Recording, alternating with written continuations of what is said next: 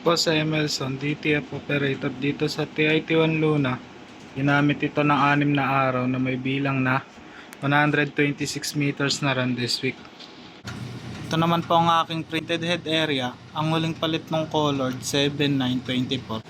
Ang damper napalitan last month, yung colored lamp. Head clean. Linisin ng wiper after head clean. Nozzle check, yan buo naman siya. Ang ink system tama lang ang level. Ang waste tank dinispose lang nung Sabado.